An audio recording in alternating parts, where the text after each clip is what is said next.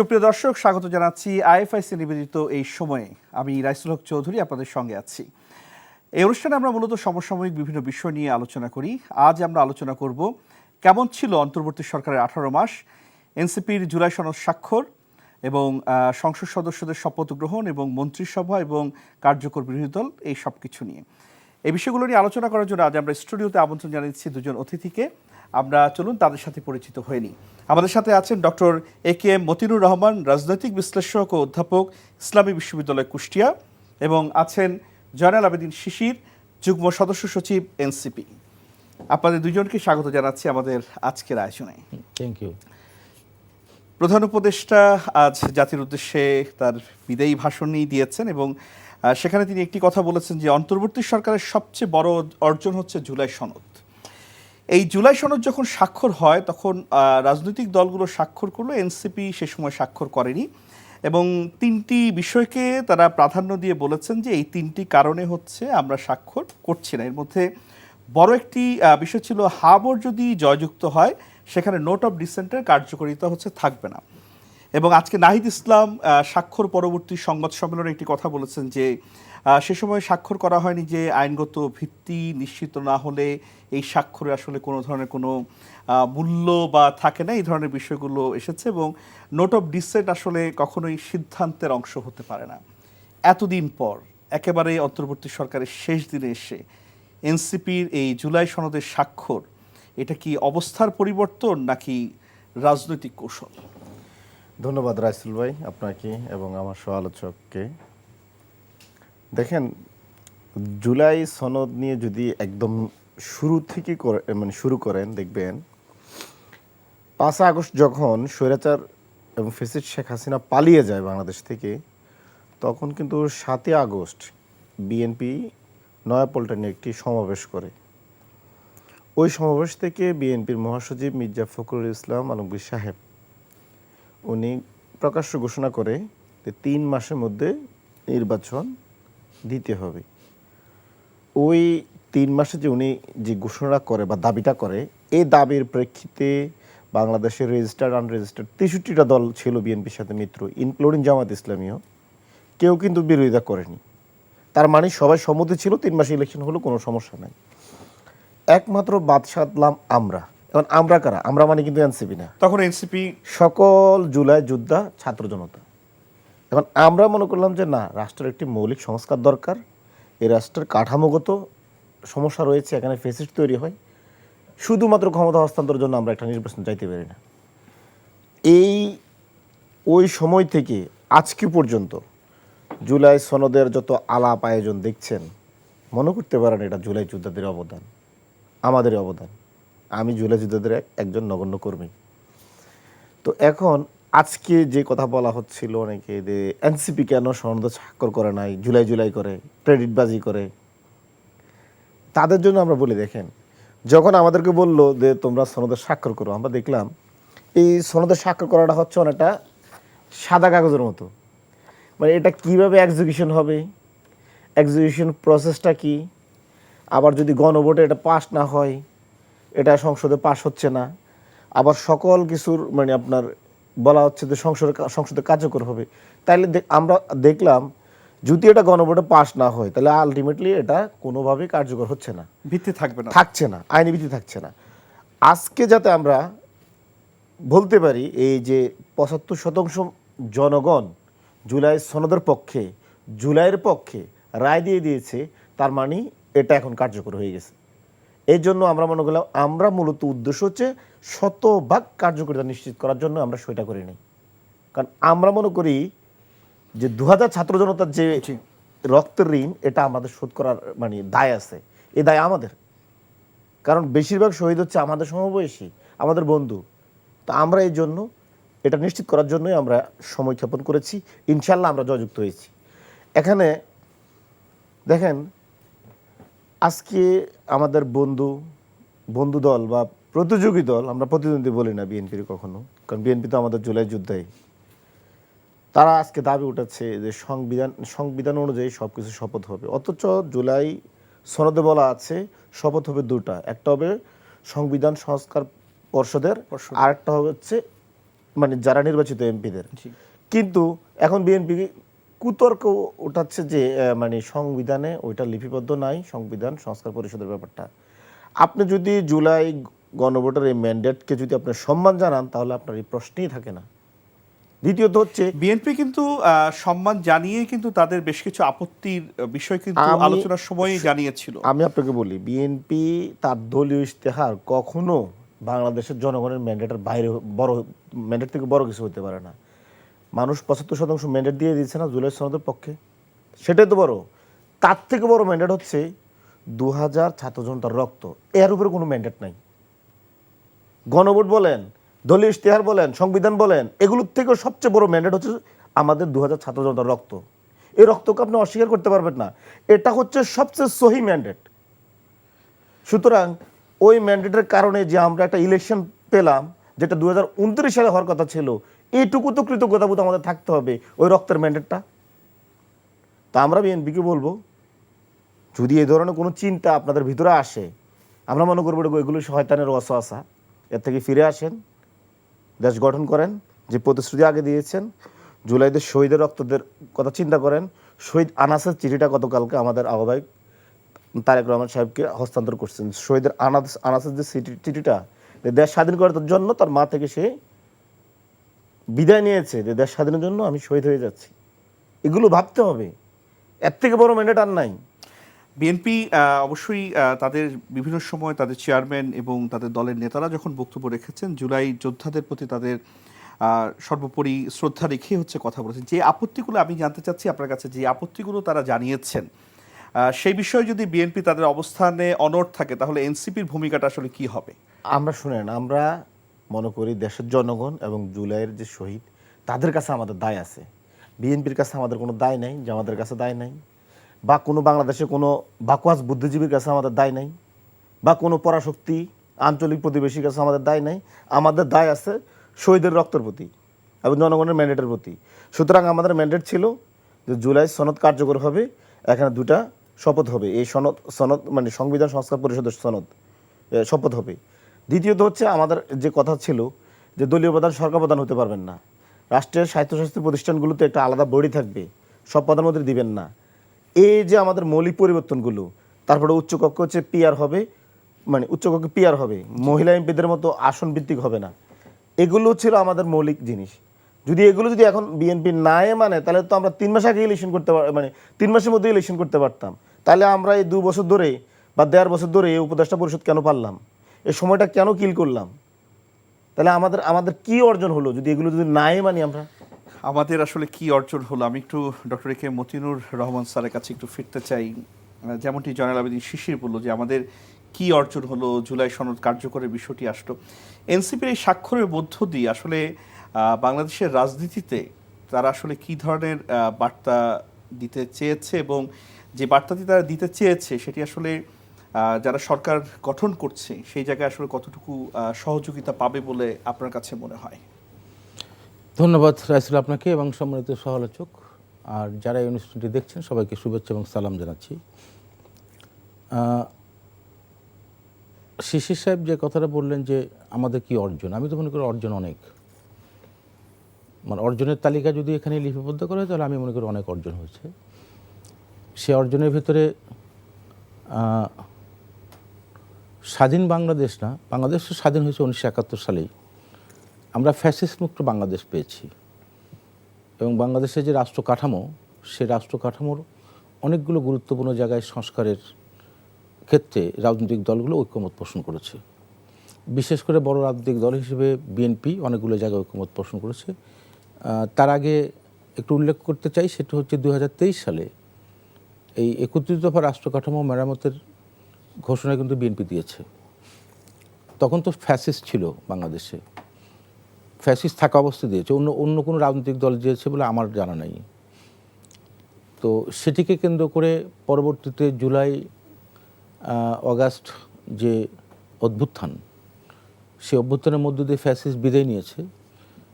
এখন আমি ব্যক্তিগতভাবে জুলাই যোদ্ধা যারা, তাদের প্রতি আমার মানে অকুণ্ঠ শ্রদ্ধা এবং সমর্থন। কারণ এটি তো সত্য যে মাঠে ময়দানে প্রথম সারিতে এই জুলাই যোদ্ধা বিশেষ করে ছাত্ররাই নেতৃত্ব দিয়েছে, যদিও এর নেপথ্যে রাজনৈতিক দলগুলোর বড় ধরনের একটা ভূমিকা ছিল, কারণ এই ব্যানার যেটি ব্যবহার করা হয়েছে সেটা একটা অরাজনৈতিক ব্যানার। কারণ রাজনৈতিক ব্যানারের মধ্য দিয়ে এই আন্দোলনটি অন্যভাবে প্রবাহিত হতে পারতো, যেটা ফ্যাসিস্ট সরকার হয়তো অন্যভাবে দমনও করতে পারত। কিন্তু যারা এটি আন্দোলন প্রথম পর্যায়ে নিয়ে আসছে এবং নিঃসন্দেহে তারা এটি কৃতিত্বের দাবিদার, কিন্তু এর সাথে সাধারণ জনতা কিন্তু একতাবদ্ধ হয়েছে। কারণ আপনি জুলাই যোদ্ধাকে যদি আপনি ডিফাইন করেন তাহলে দেখা যাবে যে একেবারে গ্রামের সাধারণ মানুষ থেকে শুরু করে, মানে একজন ফুটপাতের দোকানদার থেকে শুরু করে এমন কোনো লোক নাই যে আন্দোলনে শরিক হয় নাই, এবং জীবনও দিয়েছে তারা। প্রশ্ন হচ্ছে যে তারা কেন এই জীবনটা দিল বা কেন আন্দোলনে শরিক হলো?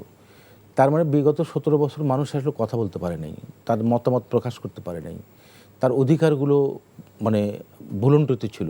মানে সব মিলিয়ে একটা বলা যায় যে বাংলাদেশ ছিল একটা কারারুদ্ধ, সেখান থেকে মুক্ত হওয়ার জন্য সবাই কিন্তু চেষ্টা করেছে। এখন প্রশ্ন হচ্ছে যে যেটা শিশির সাহেব বললেন যে আপনার জুলাই অগাস্টে যখন আন্দোলন হয়েছে তখন এই আন্দোলনের যাত্রা শুরু হয় মূলত কোঠা সংস্কার এবং বিশেষ করে মেধানা কোঠা, এটি তো ছিল। এবং সেটি পরবর্তীতে আন্দোলন যখন সফল হলো তখন কিন্তু একটার পর একটা আপনি দেখবেন যে ইস্যু আসছে। এখন প্রশ্ন হচ্ছে যে আমি যদি এখন কোশ্চেন করি যে আমরা যখন এই আন্দোলনটা করেছিলাম তখন এই আন্দোলন, আমরাও ছিলাম আন্দোলনের সম্মুখভাগে, তখন আমরা এই দাবিগুলো দিয়ে কিন্তু আন্দোলনটা করি নাই। আমরা আন্দোলন করেছিলাম ফ্যাসিস্ট মুক্ত বাংলাদেশ গঠন করার জন্য। কেন? কারণ আমরা নতুন করে আরও একটা ফ্যাসিস্ট আসুক সেটাও আমরা চাই নাই, এবং সে কারণে রাষ্ট্র কাঠামো মেরামতের একটি রূপরেখা বিএনপি থেকে দেওয়া হয়েছে, এবং সেটাকে কেন্দ্র করে এই জাতীয় ঐক্যমত কমিশন যেটা গঠন হয়েছে বিগত 9টা মাস ধরে কাজ করেছে, সেখানে কিন্তু অনেক গুরুত্বপূর্ণ ইস্যুতে সকল রাজনৈতিক দল ঐক্যমত পোষণ করেছে। এখন ঐক্যমত পোষণ করার প্রেক্ষিতে কিছু কিছু রাজনৈতিক দল, যদিও আপনি দেখবেন যে এটা সবসময় মিডিয়াতে আসছে যে বিএনপি জাতীয় ঐক্যমত কমিশনের অনেকগুলো বিষয়ে নোট অফ ডিসেন্ট দিয়েছে, অন্য কোনো রাজনৈতিক দলের কথা আসে নাই, কিন্তু জামাত ইসলামও দিয়েছে, এটা আপনি জানেন। তো এটা বড় আলোচনায় যাচ্ছি না আমি। তা আমি নোট অফ ডিসেন্ট দিয়েছি কারণ এটা তো সব বিষয় যদি আপনি বলেন যে আপনি যা বলছেন সবগুলোর সাথে আমি একমত, তাহলে তো আর ডেমোক্রেসি থাকলো না। কারণ আমি সব বিষয়ে একমত নাও হতে পারি, কিন্তু মৌলিক বিষয়ে আমি একমত কিনা। এবং আমি তো মনে করি বিএনপি মৌলিক যে কাঠামো, রাষ্ট্র মেরামতের যে কাঠামোগুলো, সে জায়গায় কিন্তু একমত পোষণ করে। তাহলে যে বিষয়গুলোতে দ্বিমত আছে সেগুলো সমাধানের পথটা এখন আপনাকে আসি, গণভোটে ধরেন 8টা আপনি পয়েন্ট দিয়েছেন, ক খ গ এরকম করে।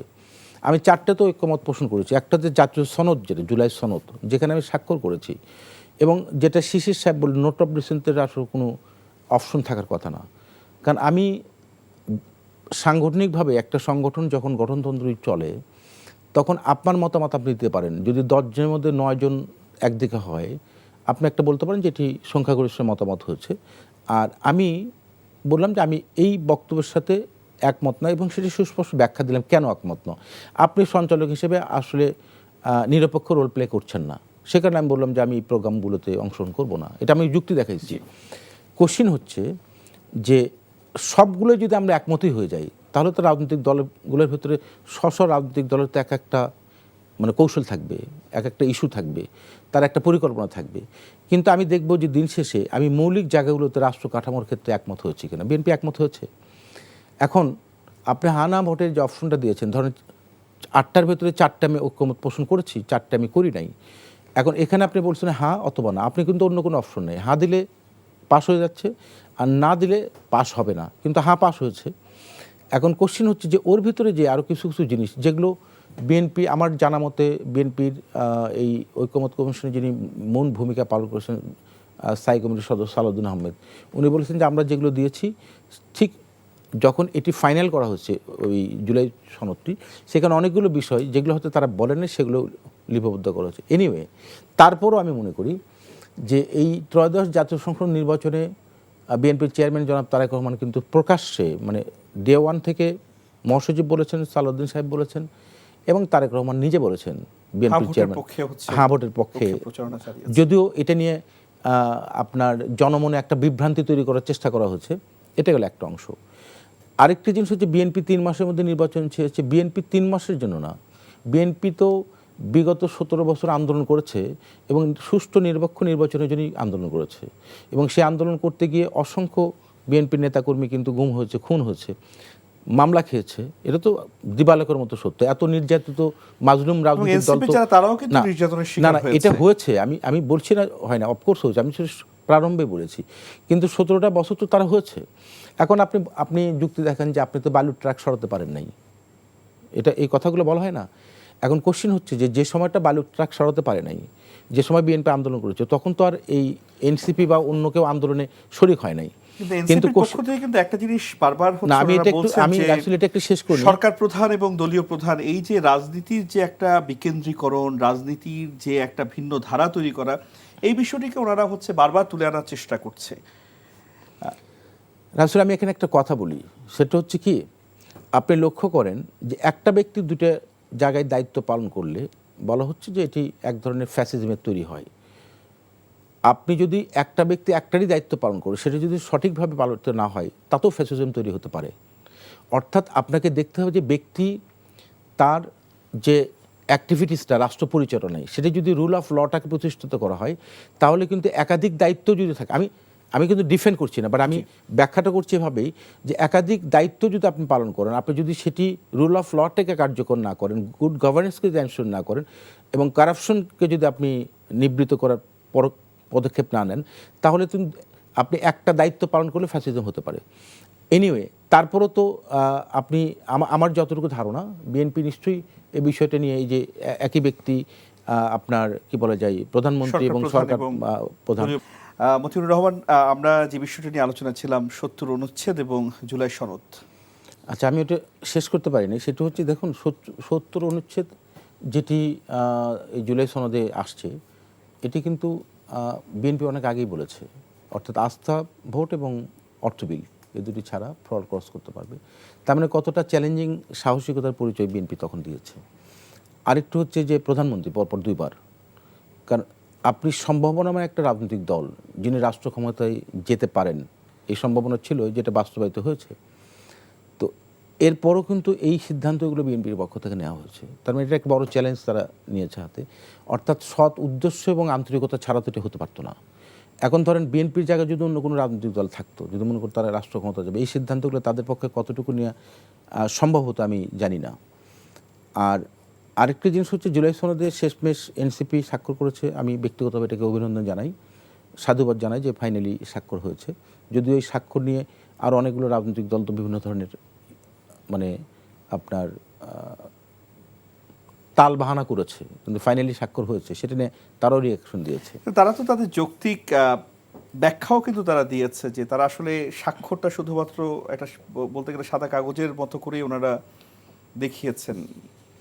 দেখুন, এই জায়গা হচ্ছে কি, মানে আমি ওই যে একটা কথা আছে না, যে আপনার চুন খেয়ে মুখ পুড়ে গেলে দই দেখে মানুষ ভয় পায়, তাই না? মানে বিগত দিনের রাষ্ট্র পরিচালনা যারা ছিল, তাদেরকে দেখে মানুষের মধ্যে একটা শঙ্কা আশঙ্কা থাকে যে আমি স্বাক্ষর, জুলাই সনদ যেটি, এখানে কিন্তু আমি স্বাক্ষর করেছি, এটা কিন্তু একটা সনদ, বলা হচ্ছে জুলাই চার্টার, এবং সেটির ভিত্তিটা কিন্তু অনেক শক্তিশালী।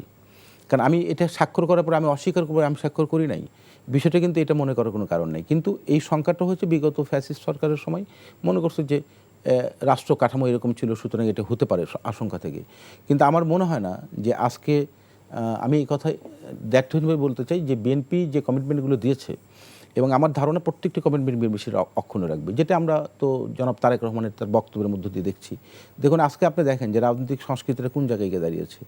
কারণ জনাব তারেক রহমান প্রত্যেকটি অপোজিশন, যারা অপোজিশন, জামাত ইসলাম, এনসিপি এবং চরমোনাই, উনি ব্যক্তিগতভাবে তাদের সাথে কিন্তু সাক্ষাৎ করেছেন। তার মানে রাজনৈতিক সংস্কৃতি, এক্স্যাক্টলি, আপনি আমাদের রাজনৈতিক সংস্কৃতি যে বিনষ্ট হচ্ছে, মূল্যবোধ যে ক্ষতিগ্রস্ত হচ্ছে, এটিকে উনি কিন্তু আপনি দেখবেন যে তার নির্বাচনী প্রচারণায় তাকে যে সমস্ত ভাষা প্রয়োগ করে বক্তব্য উপস্থাপন করা হচ্ছে, তার কাউন্টার কিন্তু একটি উনি উচ্চারণ করেন নাই। বরং জামায়াতের জামায়াতের আমিরও কিন্তু বলেছিল যে ফলাফল যাই হোক তারা কিন্তু সেটিকে মেনে নেবেন এবং সেটিকে গ্রহণ করবেন, এরকম কথাও কিন্তু হচ্ছে জামায়াতের পক্ষ থেকে বলা হয়েছে।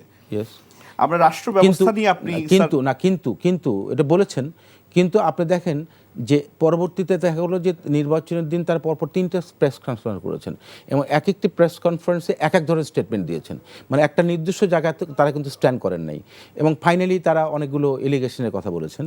কিন্তু এখানে আমি এই জায়গাতে বলতে চাই, কারণ দেখুন জনগণের মানে প্রফেসর ইউনূসকে আপনি যেটা বলেছেন যে কেমন ছিল ওনার 18 মাস, আমি সবচেয়ে কৃতিত্ব দেব যে একটি ঐতিহাসিক উনি যেটা বলেছিলেন সেই নির্বাচনটার উপহার দিয়েছেন। কারণ এত নিষ্কণ্টকভাবে, এত স্বতঃস্ফূর্তভাবে, ভয়ভীতি ছাড়া, এবং নির্বাচনের দিনে একটা দুর্ঘটনা করেছে, সহিংসতা কিন্তু একটা ঘটেছে এবং সেটা কোথায় ঘটেছে? সম্ভবত খুলনায়, মানে কোনো একজন বিএনপির কোনো একজন পদধারী ব্যক্তি তাকে আঘাত করার পরে উনি গাছে যখন উনি আঘাতপ্রাপ্ত হন এবং তার পরবর্তীতে উনি মৃত্যুবরণ করেন। এটি ছাড়া আর কোনো প্রাণহানি ঘটে নাই। এটি অবশ্যই অন্তর্বর্তী সরকারের পক্ষ থেকেও আজকে যখন প্রধান উপদেষ্টা তার বিদায়ী ভাষণ দিচ্ছিলেন এবং তিনি কিন্তু বলেছেন যে 17 বছর পর একটি উৎসবমুখর, অংশগ্রহণমূলক এবং শান্তিপূর্ণ জাতীয় নির্বাচনের কথা বলেছেন, বিচার বিভাগকে স্বাধীন এবং শক্তিশালী করার কথা বলেছেন, জাতীয় মানবাধিকার কমিশন অধ্যাদেশ জারি করার কথা বলেছেন, রিজার্ভে $34 বিলিয়ন রেখে যাওয়ার কথা বলেছেন। আমি একটু জয়নাল আবেদীন শিশিরের কাছে জানতে চাই যে অন্তর্বর্তী সরকার ডক্টর ইউনূসের নেতৃত্বে 18 মাস তাদের নেতৃত্বে চলেছে, এই 18 মাসকে ইতিহাস কিভাবে মনে রাখবে? দেখেন, ডক্টর মোহাম্মদ ইউনূস হচ্ছে শহীদের রক্তের ফসল। ডক্টর মোহাম্মদ ইউনূসকে যে নিপীড়ন নির্যাতন করা হয়েছিল, 6 তলা পায়ে হেঁটে শেখ হাসিনা উঠিয়েছিল, সেটা থেকেও ছাত্র জনতা জীবন দিয়ে ওনাকে মুক্ত করছে এবং সর্বশেষ ওনাকে সবচেয়ে বেশি সম্মানিত করছে। আমাদের যে প্রত্যাশা ছিল ওনার প্রতি, এ ব্যাপারে আমরা অনেক অনেক বেশি হতাশ। প্রথমত হচ্ছে এই জুলাই সনদকে নিয়ে এখন যা হচ্ছে, আমরা কিন্তু এটা প্রত্যাশা করিনি। এই যে আমাদের তো দাবি তো বেশি ছিল না, আমরা তো একসময় পলিটিক্যাল পার্টি করারও চিন্তা করিনি। যদি বিদ্যমান পলিটিক্যাল পার্টিগুলো, বিএনপি, জামাত, ওরা যদি সব কিছু ঠিকঠাক করতো, আমাদের তো পলিটিক্যাল পার্টি করার কথা না। দেখেন, আমরা যখন আওয়ামী লীগ নিষিদ্ধের কথা বললাম, পলিটিক্যাল পার্টিগুলো থেকে না আসলো। আমরা যখন যুবলীগ নেতা চুপুকে অপসারণের কথা বললাম, পলিটিক্যাল পার্টি থেকে অপোজ করা হলো, বেশি করে বিএনপি। আমরা সেকেন্ড রিপাবলিকের কথা বললাম, মানা হলো না। সেকেন্ড রিপাবলিক মানলে বিএনপির কী ক্ষতিটা হতো বলেন? ফ্রান্সে এখন পঞ্চম রিপাবলিক চলে, ফরাসি বিপ্লবের পর থেকে। ওরা কি পঞ্চম রিপাবলিকে মানে কোনো ক্ষতি হয়েছে? একটা রাষ্ট্রের সেকেন্ড রিপাবলিক হইতে পারে না? থার্ড রিপাবলিক, ফোর্থ রিপাবলিক হলে কোন সমস্যাটা হইতো বিএনপির? আমাদের কোনো দাবি মানা হয় না, সর্বশেষ আমরা ব্যর্থ হয়ে আমরা একটা পলিটিক্যাল পার্টি করতে হয়েছে আমাদের। এখন আমাদের তো দাবি ছিল খুবই সামান্য, যে রাষ্ট্র কাঠামোটা ঠিক থাকুক, সংস্কার আসুক। এখন দেখেন, জুলাই সনদ যেটা ডক্টর ইউনূস রেখে গেলেন, এটাই অলরেডি মানা হচ্ছে না। কালকে বিএনপির অলরেডি বলেই দিছে বিএনপির সালাউদ্দিন সাহেব, ওনারা 2টা শপথ পড়বেন না, কারণ বিদ্যমান সংবিধান অনুযায়ী একটা শপথ, শুধু সংসদ সদস্যরা শপথ পড়বেন। নাহিদ ইসলাম কিন্তু আজকে প্রেস ব্রিফিংয়ে বলেছেন, আমরা বলেছি 2টা শপথ অবশ্যই পড়তে হবে, কারণ জুলাই সংবিধান সংস্কারে যেটি আছে, সংবিধান সংস্কার পরিষদের শপথ। জি, সংস্কার পরিষদের। এখন দেখেন, এটা মানা হচ্ছে না। তো যদি এটা মানা না হয়, আসলে ডক্টর ইউনূস আমাদের কি দিয়ে গেলেন? ওনার সনদ তো মানতেছে না। দ্বিতীয়ত হচ্ছে, ডক্টর ইউনূসের কাছে আমরা যে নির্বাচনটা চাইলাম, ভোট গ্রহণ বাংলাদেশের ইতিহাসে সবচেয়ে সুষ্ঠু হয়েছে, কিন্তু ভোট গণনা এবং ফল প্রকাশ এটা কি সুস্থ হয়েছে? আমরা তো একদম হাতে কলমে দেখাই দিলাম। এবং আমাদের যেসব প্রার্থীরা মানে অভিযোগ করেছেন, অলরেডি আমরা 30টা আসনের জন্য আমরা আদালতে ফাইট করছি, ইসিতে ফাইট করছি, আমরা এগুলো পুনর্গণনার দাবি জানাইছি। কারণ আমরা দেখলাম যে প্রকাশ্য আমাদের রেজাল্ট ইঞ্জিনিয়ারিং করা হয়েছে, চিন্তা করা হচ্ছে। এখন দেখেন, শুধু আমরা বলি নাই, টিআইবি একটা রিপোর্ট প্রকাশ করেছে, তারাও বলেছে 71টা আসনে কম হোক আর বেশি হোক জাল ভোট দেওয়া হয়েছে। কয়টা ভোট দিয়েছে সেটা না, কিন্তু 71টা আসনে যেই পরিমাণ জাল ভোটের কথা বলা হয়েছে, সেটা কি আসলে ফলাফলকে প্রভাবিত করার পথ? তাহলে জাল ভোটটা কেন দেয় বলেন? হারার জন্য কেউ জাল ভোট দেয়? সে তো জিতার জন্যই জাল ভোটটা দিছে।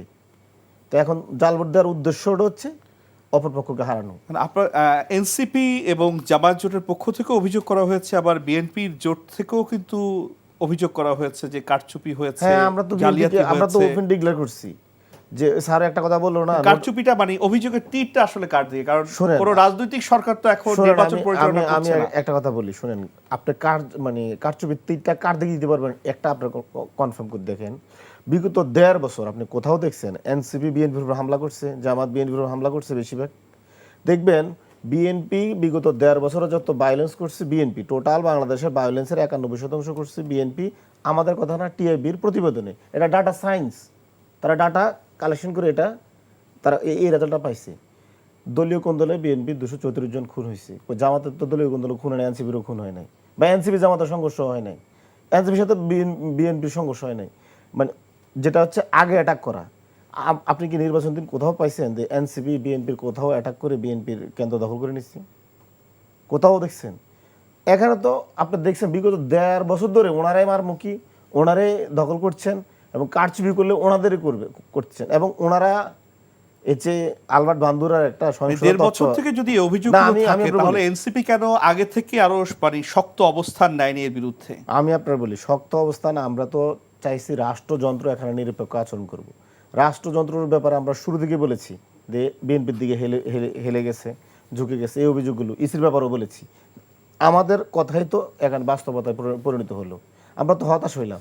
বিএনপি হয়তো হাড্ডাহাড্ডির লড়াই বিএনপি জিতেও যেতে পারতো, একটা ভালো তো সংসদ হইতো যদি আমরা একদম ফেয়ার ইলেকশনে যদি 8-10টা আসন কম পেয়ে যদি বিরোধী দল হতাম, বিএনপি যদি ক্ষমতা যেত, কোনো সমস্যা তো নাই। বা আমরা যদি জনগণ যদি এই নিরপেক্ষ নির্বাচনের রেজাল্টটা যদি নিরপেক্ষ হতো, ভোট গণনাটা খুব সুন্দর হতো, তাহলে বাংলাদেশের ডেমোক্রেসিটা ভালো থাকতো না? এটা কেন করা হলো? এটা যদি তারা করে, তাহলে আমার বলেন 2008 সালে বিএনপির সাথে যে আচরণটা করা হয়েছে, বিএনপি এটা ভালোভাবে নিচ্ছে? বিএনপি কি 2008 সালে 28টা বা 30টা আসন পাওয়ার যোগ্য ছিল? ওইটা ম্যানেজ একটা ইলেকশন ছিল না, পাতানো ইলেকশন ছিল না? তো এখন আমরা যদি বলি এখন 2008 সালের মতো ইলেকশন হয়েছে, তাহলে বিএনপি বলুক 2008 সালে ভালো ইলেকশন হয়েছে। 2008 সালে তো সারা দেশে কোথাও আপনি ভায়োলেন্স দেখেন নাই, মানে কিন্তু রেজাল্ট তো ঠিকই, মানে আপনার ওই যে কুশীলবেরা এজেন্সিগুলো এবং বিদেশি শক্তিগুলো ঠিকই রেজাল্ট বিএনপির 30টা আসন ধরা দিয়েছে। কারণ আমাদের ক্ষেত্রে কি হয়েছে, আমাদের 1 ঘন্টা পরে দেখি যে আমাদের আসন নাই, 1 ঘন্টা পরে দেখে একটা করে আসন কমে। এবং ইসি ঘোষণা দেওয়ার আগে বিএনপি মিডিয়া সেল থেকে সবাই মানে বিজয়ী ঘোষণা করে দেওয়া হয়, তারপরে যা ইসি ঘোষণা দেয়। আজই এক ইলেকশন দেখলাম বিএনপি মিডিয়া সেলে তো আগে জানো করতে গিয়ে, যেখানে ইসি এখন পর্যন্ত ঘোষণাই দেয় না। ইসি ঘোষণা দেওয়ার আগে বিএনপির মিডিয়া সেল 6টা বাজে 200 আসন বিজয়ী। বিএনপি মিডিয়া সেল তো আসলে রাষ্ট্রীয়, আমি সেটাই বলছিলাম। তাহলে আপনি আমরা যে অভিযোগটা করছি, অভিযোগটার বেস কোথায়? যে এখানে একটা ম্যানেজিং ইলেকশন হয়েছে, আমরা এটা প্রত্যাশা করি নাই, এত বিএনপি ক্ষতিগ্রস্ত হয়েছে। বিএনপির রাজনৈতিক এই যাত্রায় আরেকটা কালিমা নিল, এবং বাংলাদেশের পলিটিক্যাল মানে স্টাডিজে এটা বিএনপির জন্য একটা নেগেটিভ একটা ইতিহাস হয়ে থাকবে। যে এত একটা সুন্দর পরিবেশও মানে ওনারা এই কাজটা করলেন। কিন্তু বিএনপির পক্ষ থেকেও কিন্তু 2-1 প্রার্থী কিন্তু একই অভিযোগ কিন্তু জামাতের বিরুদ্ধেও কিন্তু করেছে। এবং আমি যদি একদম স্পেসিফিক করে বলি, আপনার আমিনুল ইসলাম, উনি কিন্তু সরাসরি তার ভোটের কারচুপির বিভিন্ন বিষয়গুলোও কিন্তু তুলে ধরেছিল।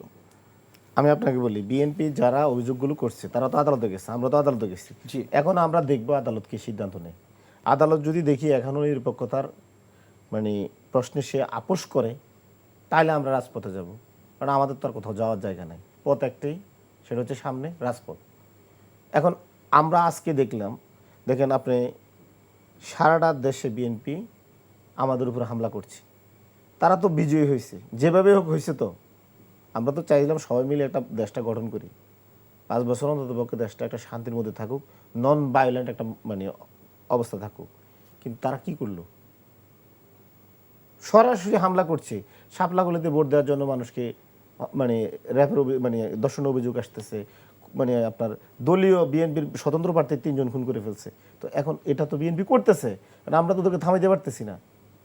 কিভাবে আমরা থামাবো? চুপ করলে থামবে?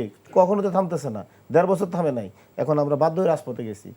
এইভাবে যদি বিএনপি চলতে থাকে, আমার কাছে মনে হয় বিএনপির রাজনীতিতে পুনর্গঠন করতে হবে। বিএনপি এই যে সংখ্যা তত্ত্ব, এই যেভাবে এখন মানে এখন রাষ্ট্রীয় যন্ত্রতন্ত্র সব মিলে, এগুলো আসলে সাস্টেনেবল রাজনীতি না। আপনি যদি মনে করেন যে পেশি শক্তি দিয়ে, বড় সংগঠন দিয়ে এভাবে আপনি ভায়োলেন্ট পলিটিক্স করবেন, এগুলো এখন এই যুগে চলবে না। এবং আপনি টুমোরো আপনি হুচুট খাবেন, বড় ধরনের হুচুট খাবেন আপনি। তা আমরা যেটা বিএনপির কাছে প্রত্যাশা করছিলাম যে বিএনপি দলীয়ভাবে সারা বাংলাদেশ নেতাকর্মীদের চুপ করতে বলবে, কোথাও করতেছে না। একমাত্র করতেছে না কেন, বিএনপির ভোট দিচ্ছে না কেন, তোরা 11 দলীয় জোটের কেন ভোট দিলি? এর জন্য কি কারো মারতে পারে? তাহলে ভোটের দরকার ছিল কি? একটা প্রতীক থাকতো, শুধু বিএনপিতে মানে সবাই সিল দিত, তাহলে তার কারো সিল দেওয়ার দরকার ছিল না। আমরা আবার একটু মতিউর রহমান স্যারের কাছ থেকে ফিরতে চাই। স্যারের কাছে জয়নুল আবেদিন শিশির যে বিষয়গুলো বলেছে, যে আমরা দেখেছি যে দলীয় সরকারের অধীনে যখন নির্বাচনগুলো হয়েছে গত 17 বছর, দিনের ভোট রাতে করার অভিযোগ এসেছে। নির্বাচন কমিশনের কে আমরা নানাভাবে প্রশ্নবিদ্ধ হতে দেখেছি, একপাক্ষিক নির্বাচন দেখেছি। বর্তমানে নির্দলীয় একটি সরকারের অধীনে এই নির্বাচনটি হয়েছে। এই নির্বাচনেও জামায়াত, জোট, এনসিপি সহ তারা এই জয়নুল আবেদিন শিশিরের ভাষ্যমতে একই অভিযোগগুলো উঠে এসেছে যে ভোটের রাজনীতিতে আসলে কারচুপি হয়েছে। এই বিষয়টিকে আপনি কিভাবে দেখছেন? ধন্যবাদ আইসুল আপনাকে। শিশির সাহেব যে কথাগুলো বলেছেন, আপনি একটা কথা মানে বিএনপিকে ইঙ্গিত করা ছাড়া ওনার বক্তব্য আপনি পাইছেন? পান নাই। মানে সব কিছুই জন্য বিএনপি দায়ী। উনি 111-এর পরে যে তত্ত্বাবধায়ক সরকারের অধীনে নির্বাচন 2008-এ, তার সাথে এই ইলেকশনের তুলনা করেছেন। 111 ঘটনার পর শেখ হাসিনা বলেছিল যে এই মানে সরকারটি হচ্ছে আমাদের আন্দোলনের ফসল। ওনাকে দিয়েছে, উপহার দিয়ে গেছে। তাহলে জুলাই অগাস্টে যে আন্দোলন, এটা তো এই যে শিশির সাহেবের এনসিপির ফসল, তাই না? যেটা প্রফেসর ইউনূস বলেছে না, ছাত্র আমাকে এখানে বসিয়েছে, তার রেজাল্ট তাদের দিয়েছে, তো 6টা পাস করছে না? এই 6টা পাস করার কথা না, ওনার কথা অনুযায়ী এই 6টা তো পাস করার কথা।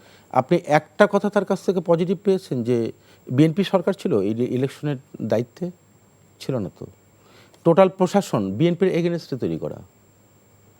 বাংলাদেশের যত শিক্ষা প্রতিষ্ঠান আছে আপনাকে আমি নাম ধরে ধরে বলে দিতে পারবো, সমস্ত জায়গায় জামাতের লোক বসানো হয়েছে। আপনি নাম জানতে চান আমার কাছ থেকে? উনি উত্তর দিতে পারবে? পারবে না তো। প্রশাসনের সকলগুলো ডিসি এবং মাঠ পর্যায়ে যে প্রশাসন, সমস্ত তাদের পরামর্শ অনুযায়ী বসছে। তো সেই প্রশাসন নির্বাচন করেছে, তারা বিএনপিকে ক্ষমতায় নিয়ে এসে দিচ্ছে তার কথা অনুযায়ী, জনগণ এটার দায় নাই। সুতরাং এই যে কথাগুলো না, এগুলো হচ্ছে কি, ধরেন আপনি নির্বাচনে হেরে গেলে প্রত্যেকেই, সে বিএনপি হোক, জামাত হোক, এনসিপি হোক, হোয়াট এভার, রক্তক্ষরণ হয়। এই রক্তক্ষরণ হওয়ার পরে মানুষ কথা যখন বলে তখন কথার মধ্যে কিন্তু অসংলগ্ন কথা চলে আসে, এবং সেটা আসছে। সেটা আজকেও আপনি দেখেন না, আসছে না? ওই যে হাতিয়ার ঘটনাটাকে কেন্দ্র করে, হাতিয়ার ঘটনার আপনি নিশ্চিত আপনি জানেন যে এখানে এই যে অভিযোগটা করা হচ্ছে, এটা মোটেও সেটা ঘটে নাই, এবং সেটাকে অন্যভাবে ম্যানিপুলেট করা হচ্ছে। অর্থাৎ সামাজিক যোগাযোগ সাথে সাথে আপনি দেখবেন যে সামাজিক যোগাযোগ মাধ্যমে যেদিন ইলেকশন হয়, আপনি সকাল থেকে মানে ভোট কাস্ট হচ্ছে, সন্ধ্যা থেকে সরকার গঠন হয়ে গেছে। যেটা বলেন বিএনপির মিডিয়া সেল কোনোভাবেই অ্যাডভান্স কোনো সংবাদ পরিবেশন করে নাই। এটি নির্বাচন কমিশনের যে আপনার ডাটাবেস যেটা প্রচার করেছেন সেখান থেকে তথ্য নিয়ে। সুতরাং এই কথাগুলো বলে মানুষের কাছে হাস্যকর নিজেকে প্রমাণ করা, তাই না? তো সুতরাং প্রফেসর ইউনূস তো তাদের আন্দোলনের ফসল। উনি নিজে ঘোষণা দিয়েছেন না, এই ছাত্ররা আমাকে এখানে চাকরি দিয়েছে। তাহলে এই ছাত্ররা ওনাকে চাকরি দিয়েছে এবং তাদের প্রতিনিধি সেখানে ছিল গভর্নমেন্টে, তাই না? তো সেই সরকারকে ওরা বলছে আমরা হতাশ হয়েছি। হ্যাঁ, হতাশ হয়েছেন। যে প্রত্যাশায় আপনারা মানে রাজনৈতিক দল আপনি গঠন করেছেন, এনসিপি আন্দোলনের কিছুদিন পর, আপনি কিভাবে প্রত্যাশা করেন যে আপনি রাষ্ট্র ক্ষমতায় যাবেন? এবং সেটা তো পরবর্তীতে আপনারা আন্দোলনের পরে যখন আপনাদের বিভিন্ন কর্মসূচি ঘোষণা করেন, লোকজন যায়নি তো আপনাদের ওখানে, কারণ আপনাদের কার্যকলাপ মানুষ তো সন্তুষ্ট হয় নাই। এবং আপনাদের যে প্রতিনিধি ছিল সরকারে, তাদের বিরুদ্ধে অসংখ্য এলিগেশন আছে, রাইট? সেগুলো কিন্তু প্রমাণিত না। না, এলিগেশন আছে তো। উনি যে কথাগুলো এলিগেশন আছে, সত্য মিথ্যা পরের কথা। উনি টিআইবি রেফারেন্স দেখে, টিআইবির কোন রিপোর্টে প্রকাশ করেছে এটা যে এতগুলো জায়গাতে এটা হচ্ছে? এবং আমরা জানি যে আমি যদি এখন বলি যে প্রচুর অর্থ লেনদেন হচ্ছে এবং কোনো একটা রাজনৈতিক দল সেটা করেছে, সুতরাং সেটা তো প্রমাণ আমার হাতে নাই, কিন্তু এটা তো হয়েছে, এই অভিযোগগুলো তো আসছে। তার একটা অভিযোগ ওনারা কিন্তু বলছেন যে প্রমাণ সহ কিন্তু ওনারা আদালতে দ্বারস্থ হচ্ছে। আপনি তাহলে সৈয়দপুরে 74 লক্ষ টাকা পাওয়া গেছে একজন মাদ্রাসার শিক্ষকের কাছ থেকে, রাইট? আপনি এটি কি প্রমাণ দেখেন না? এটি প্রমাণ না? এবং লক্ষ্মীপুরেও কিন্তু একটি গাড়ি থেকে কিন্তু কয়েক লক্ষ টাকাও পাওয়া গেছে। আমাকে বলতে, তারপরে আপনার হাসরাত আব্দুর এলাকায় বিএনপির বাড়িতে হামলা হয় নাই? আপনার এই যে বাউফলে শফিকুল ইসলাম মাসুদ, তার এলাকাতে নির্বাচনে পাশ করার পর হামলা হয় নাই? তারা তো সরকার গঠন করে নাই, কিন্তু বিএনপির অসংখ্য মানুষের বাড়িতে হামলা হয়েছে। তো এটা কি কাউন্টার দিয়েছে? উনি যেটা বলেছেন যে বিএনপির মানে সব কিছুই এই 5 তারিখের পরে বিএনপি হামলা করেছে, এটা করেছে, এই যে ন্যারেটিভগুলো, আমি যেটা মনে করি, দেখুন এই প্রোপাগান্ডা যে তৈরি করা হয়েছিল সামাজিক যোগাযোগ মাধ্যমে, এই প্রোপাগান্ডার ফল হয়েছে জিরো। বিএনপি কোনো প্রোপাগান্ডা তৈরি করে নাই। বিএনপি জনগণের কাছে গিয়েছে, জনগণের আস্থা অর্জন করছে। এবং আমি মনে করি জনাব তারেক রহমান, আপনারা নিজেরাও দেখেছেন যে 1 মাস এই লন্ডন থেকে ফিরে আসার পরে আপনার 1 মাস যে পরিমাণে পরিশ্রম করেছেন জনগণের কাছে, রাত 2টা 3টা 4টা বাংলাদেশে উনি জনসংযোগের কাজ করেছেন। উনি তো বলেছেন যে একজন সাংবাদিক প্রশ্ন করেছেন, ওই যে খালেদ মহিউদ্দিন, ইলেকশন ইঞ্জিনিয়ারিং, উনি তো বলেছেন আমাদের ইঞ্জিনিয়ারিংটা হচ্ছে জনগণের কনভিন্স করা, জনগণের আস্থা অর্জন করা। সুতরাং এই কথাগুলো বলে আপনি রাজনৈতিক সংস্কৃতির আপনি যে পরিবর্তন, ইতিবাচক পরিবর্তন, সেই পরিবর্তনের লক্ষণ তো আপনি তাদের কাছ থেকে পাচ্ছেন না। বরং তারেক রহমান তো প্রত্যেকটি মুহূর্ত রাজনৈতিক সংস্কৃতি ইতিবাচক পরিবর্তনের ভূমিকা রাখছেন। উনি কোনো নির্বাচনী জনসভায় কিন্তু কখনোই অন্য কোনো রাজনৈতিক দলকে বিষোদ্গার করে কোনো বক্তব্য দেন নাই। অথচ আপনি ইভেন উনি নির্বাচিত হওয়ার পরে সকল রাজনৈতিক দলের নেতৃবৃন্দের কাছে উনি সাক্ষাৎ করেছেন। আমি এই কথা বলেছি। এবং এখানে কষ্টকর জায়গা কোথায় দেখেন, আপনি যদি আসমান থেকে একদল ফেরেশ থেকে নিয়ে এসে আপনি নির্বাচনে বসায় দেওয়ার পরে যদি নির্বাচন করেন, যদি সেটা বিএনপি পাশ করে, তাও সমালোচনা করবো যে এই ফেরেশতাদের মধ্যে কোনো ঝামেলা আছে। আল্লাহ মাফ করুক আমার এই কথা, আমি জানি না। তো সুতরাং এই কথাগুলো বলে জনগণকে অশ্রদ্ধা করা, এই ম্যান্ডেট তো জনগণের। আপনি জনগণকে তুচ্ছ তাচ্ছিল্য করছেন, জনগণকে আপনি অশ্রদ্ধা করছেন। এই অশ্রদ্ধার সংস্কৃতি যত বেশি অব্যাহত রাখবেন, তত বেশি আপনি নিজে শূন্য কোঠায় যাবেন।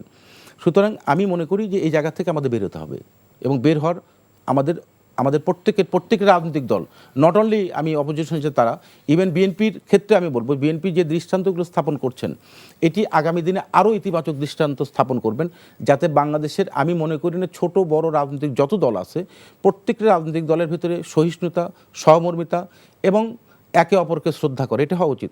আপনি অফকোর্স সমালোচনা করবেন। তারেক রহমান কি বলেছেন যে আমরা শক্তিশালী অপোজিশন চাই। কেন? কারণ শক্তিশালী অপোজিশন মানে হচ্ছে একটা ওয়াচডগ, দ্যাট ইজ পার্লামেন্টে একটা ভাইব্রেন্ট পার্লামেন্ট হবে, যেখানে সমালোচনা আপনি করবেন, যে জায়গায় সরকারের ত্রুটি থাকবে নিশ্চিত সরকার সেগুলোকে কগনিজেন্সে নেবে, সেগুলো আমলে নেবে এবং সামনের দিকে অগ্রসর হবে। কিন্তু আপনি ঢালাওভাবে যখন এই সমালোচনাগুলো করতে থাকেন একটার পর একটা, তো সুতরাং এই কথাগুলো বলে, কারণ বিএনপি একটি শুধুমাত্র বড় রাজনৈতিক দল নয়, বিএনপি গ্রাসরুট লেভেলে মানুষের সমর্থন নিয়ে কিন্তু বিগত দিনে যেটা আসছে, আগামী দিনও আসবে। কিন্তু 20 বছর পরে তারা আবার সরকার আমার খারাপ লাগার জায়গাটা হচ্ছে কি, দেখেন 5 তারিখের পরে আপনি কিছু রাজনৈতিক দলের নেতা বলেছেন যে এক ফ্যাসিস্টকে সরিয়ে আর এক ফ্যাসিস্টকে আনবো না, আমরা এক স্বৈরাচারকে সরিয়ে আর একটা স্বৈরাচারকে আনবো না, এবং এক জালিমকে সরিয়ে আর একটা জালিমকে আনবো। তো কাকে মিন করেছেন? তার মানে এই কথাগুলোর মধ্য দিয়ে জনগণ কিন্তু এটাকে রিসিভ করে নাই। আপনি নির্বাচন, যেটা উনি বলেন 3 মাসের মধ্যে, বিএনপি তো 3 মাস কেন, বিএনপি তো 17 বছর আগে থেকে নিরপেক্ষ নির্বাচন চেয়েছে এবং ওই স্ট্যান্ডে বিএনপি অটল ছিল। এখন আপনি এই নির্বাচন আজকে হবে না, এই সংস্কার না হলে হবে না, এটা না হলে হবে না, পিআর না হলে হবে না, গণভোট আগে না দিলে হবে না, কিন্তু আপনি জনগণের সমর্থন পান নাই তো। জনগণ, আপনি তো নিজের মুখ থেকে বললেই তো হবে না, জনগণের সমর্থন লাগবে তো, আপনি সমর্থন পান নাই। ধরেন বিএনপির সমর্থন এখানে 70%, আর বাদ বাকি আপনি 30%, আপনি তো পারছেন না সেটা করতে। সুতরাং সেই জায়গাতে জনগণের আস্থা অর্জন করার প্রতিযোগিতায় নামতে হবে। ভালো কাজ দিয়ে জনগণের কাছে আস্থা অর্জন করার কর্মসূচি গ্রহণ করার মধ্য দিয়ে আপনি যাবেন, জনগণ আপনাকে অবশ্যই গ্রহণ করবে এবং সেই সংস্কৃতি তৈরি করা উচিত। আগামীকালকে হচ্ছে যারা সংসদ সদস্য নির্বাচিত হয়েছে তারা শপথ গ্রহণ করবে, এবং বিরোধী জোট অর্থাৎ জামায়াতের পক্ষ থেকে আজকে শফিকুর রহমান বলেছেন দায়িত্বশীল বিরোধী দল হিসেবে তারা পাশে থাকার একটি ঘোষণা দিয়েছে, মন্ত্রিপরিষদ গঠন হবে। আমরা বিগত সময় দেখেছি সংসদ আসলে বিরোধী দলের অংশগ্রহণ ছাড়া আসলে ভাবে কার্যকর হয়ে ওঠে না। আপনার কাছে একটু জানতে চাই জয়নাল আবেদীন শিশির, আগামীকাল পূর্ণদমে গণতন্ত্রের ধারায় আবার বাংলাদেশ ফিরতে যাচ্ছে, প্রত্যাশা ও প্রাপ্তির মেলবন্ধন কেমন দেখছেন? খুবই সংক্ষেপে, আমরা একেবারে শেষ পর্যায়ে আছি। আমি সংক্ষেপে বলার আগে স্যার দুইটা কথা বলি। স্যার যেটা বললো যে আমাদেরকে জনগণ ম্যান্ডেট দেয় নাই, দেখেন আমাদের জুলাই যে গণভোটের পক্ষে সবচেয়ে বেশি আমরাই প্রচারণা চালাইছি, 74% জনগণ আমাদের ম্যান্ডেট দিছে। বিএনপির তুলনায় আমরাই বেশি হায়ের পক্ষে ছিলাম। দ্বিতীয়ত হচ্ছে টোটাল যে ভোট, বিএনপি প্রায় 52% ভোট পাইছে আর আমরা প্রায় 40-এর উপরে ভোট পাইছি। বাংলাদেশের 40% মানুষ আমাদেরকে ম্যান্ডেট দিচ্ছে। আমরা প্রায় বিএনপিকে ধরে ফেলেছি। ইনশাল্লাহ আমরা খুব দ্রুতই বিএনপিকে ডেমোক্রেটিক্যালি বিএনপিকে পরাজিত করার সক্ষমতা রাখি। এটা অলরেডি মানে এটা প্রুভ। তো এখন স্যার যেটা বললো যে আমরা মানে দায়িত্বশীল আচরণ করি না, আমরা যদি দায়িত্বশীল আচরণ না করতাম তাহলে তো আমরা দেশে হাঙ্গামাই করতে পারতাম। আমরা তো অলরেডি বললাম আমরা একটা শক্তিশালী বিরোধী দলের ভূমিকা পালন করছি, কিন্তু আপনারা তো অ্যাটাকটা করছেন। এখন অ্যাটাক দুই এক জায়গায় যদি কেউ প্রতিহত করে, এখন কেউ বাধা দেয়, তো সেটারও যদি মনে করেন আপনার অ্যাটাক, তাহলে কোনটা আপনারা অ্যাটাক না করতে গেলে কেউ অ্যাটাক দিচ্ছে না তো। এখন আপনারা মনে করেন আমরা কি যারা পরাজিত তারা কি কখনোই মানে বিজয় শক্তির উপর হামলা করে? এই সাহস কেউ দেখায়? আপনার কি মনে হয়? বরং অ্যাটাক যখন দিছে কোথাও সক্ষমতা আমাদের ছিল, আমরা এটা প্রতিরোধ করছি, এটা আবার বলছে বিএনপির উপর হামলা। আপনি আপনি এটা চিন্তা করেন না, বিএনপির বিদ্রোহীদের উপরে বিএনপি হামলা করে নাই? তারপরেও যদি বলা হয় যে আমরা বিএনপির উপরে সব মানে বিশুদ্ধার করি, মিথ্যাচার করি, তাহলে তো ভাই গণমাধ্যমে যা আসছে এগুলো মিথ্যা বলতে হবে। আপনাকে আগে সত্যটা শিখতে হবে যে এই সত্যটা এটা সত্য একটাই। আমরা একেবারে শেষ পর্যায়ে আপনি যদি আগামী সংসদ, আমরা আশা করি খুব প্রাণবন্ত একটা সংসদ হবে। সংসদের মধ্যে আমাদের বাংলাদেশের ডেমোক্রেটিক প্রসেসটা যদি আরও মানে বিকশিত হয়, দেশ এগিয়ে যাবে। কিন্তু যদি সরকারি দল যদি সহযোগিতা না করে তাহলে সংসদ কিন্তু অকার্যকর হবে এবং রাজপথে বেশি আন্দোলন হবে। সরকার যদি সংসদের ভিতরে সব সমাধান করতে চায় সরকারি দল, তাহলে রাজপথ শান্ত থাকবে। জনাব শিশির, আমরা একটু মতিনুর রহমানের কাছে, সরকারের সহযোগিতা বিরোধী দলের পক্ষ থেকে চাওয়া হচ্ছে, কতটুকু সহযোগিতা পাবে বলে আপনি বিশ্বাস করেন? 30 সেকেন্ড সময় স্যার। ধন্যবাদ আপনাকে। আমি আগামীকাল যে সরকার গঠিত হতে যাচ্ছে, যেটি শপথ গ্রহণ করব, আমি এই সরকার একটি নিরঙ্কুশ সংখ্যাগরিষ্ঠতা প্লাস গণতান্ত্রিক একটি পন্থার মধ্যে যে নির্বাচিত, তাদেরকে শুভকামনা। আমার বিশ্বাস যে সরকার নিঃসন্দেহে এই সকল বিষয় আমলে নিয়ে তারা সামনের পথগুলো অগ্রসর হবে। আর শেষতক যেটা শিশির সাহেব বলেন 52% ভোট, 52% তো বিএনপি এককভাবে পেয়েছে। তো সুতরাং বিএনপিকে ধরার জন্য আপনারা কর্মসূচি গ্রহণ করবেন, ডেফিনেটলি এই প্রতিটি রাজনৈতিক দলের মধ্যে থাকবে, এটাতে সাধুবাদ জানানোর কথা। তো সুতরাং এই জিনিসগুলোতে আমি মনে করি যে সহযোগিতা সহমর্মিতার মধ্য দিয়ে গণতন্ত্র বিকশিত হয় এবং সেটি হবে ইনশাল্লাহ। আর বাস্তবতা হচ্ছে যে আপনি যতগুলো ঘটনা প্রবাহগুলো আমরা তুলে ধরেছি এখানে, আমি মনে করি যে এটি মানে সুষ্ঠু তদন্ত করে তারপরে আইনের মানে মাধ্যমে, এবং সেটা কিন্তু তারেক রহমান করেছেন। আমি একটা দায়িত্ব নিয়ে একটা কথা বলছি, দেখেন যে তারেক রহমান বলেছেন যদি দলের কোনো ব্যক্তি কোনো কার্যক্রমে যেটি কুকার্যক্রমে অংশগ্রহণ করে বা থাকে প্রমাণ পাওয়া যায়, তাকে দল থেকে বহিষ্কার শুধু তাকে আইনগত ব্যবস্থা গ্রহণ করা হবে, এবং সেটা হয়েছে।